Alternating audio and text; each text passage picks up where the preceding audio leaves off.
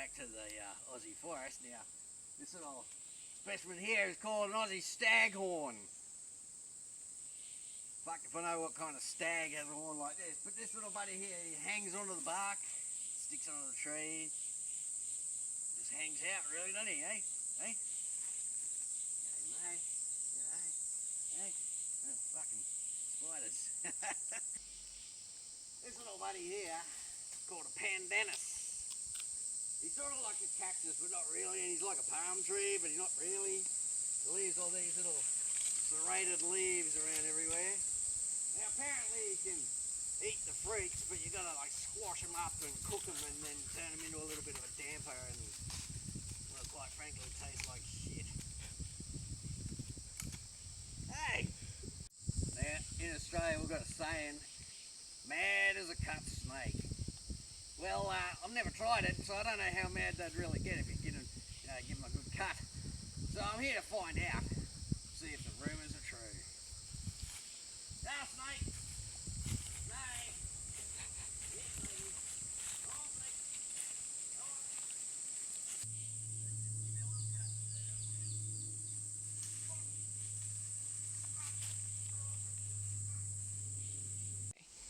So it seems there was a little bit of truth to the rumour. Yeah, he got pretty pissed off. So we've trekked through the Aussie rainforest to find the mystical spring of hindsight, and we've found it right here.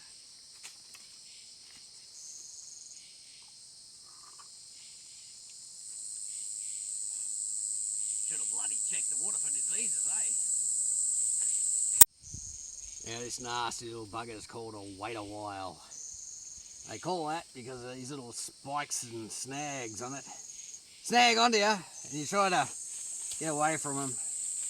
You end up untangling yourself for quite some time. That's why they're called wait a while.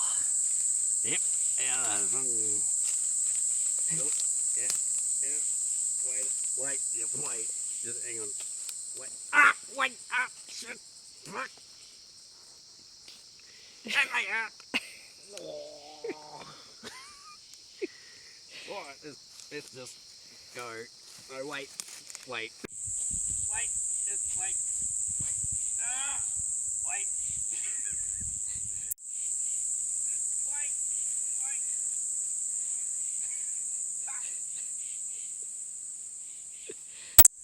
This here is a little tree. And this here is a slightly bigger tree. Fucking size of this bastard. Fucking huge. This here is Aussie razor grass. Check out the edges on that one.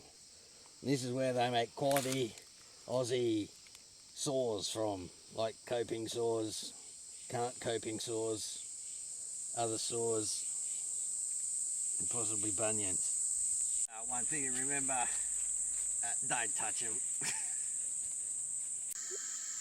So, sometimes you can't get coffee in the hot Aussie rainforest, but you can actually go around and collect mushrooms, dry them out, make yourself a coffee substitute, much like this company here, Gano Cave, Mocha. And we're going to try some of that today. It's totally non-toxic and an excellent substitute for coffee.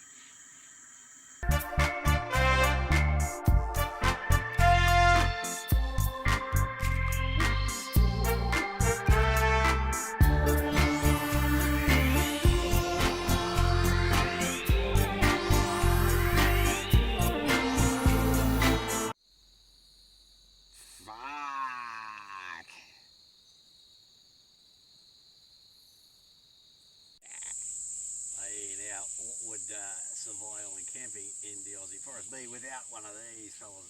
Well, jaffle iron, eh? I see too many of them. Cast iron, and this is what you do with them, make them baked bean jaffles. So we've got the baked beans in here. You butter your bread, and you put the butter side down into these little fellas down here. Chuck the baked beans in. very nutritious. You heard about the baked beans that travel all around Australia, didn't you? Ended up in cans. So pop him in there, pop the other side on, butter side up, wedge him together,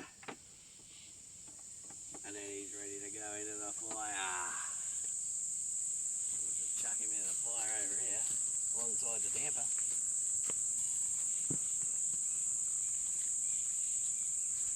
And then we'll come back to him when he's all cooked.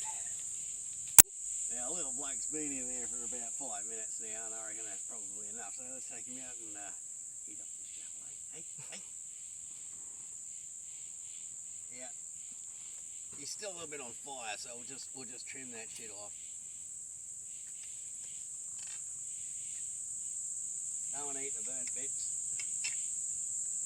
A little bit carbony. And here we go. Open him up.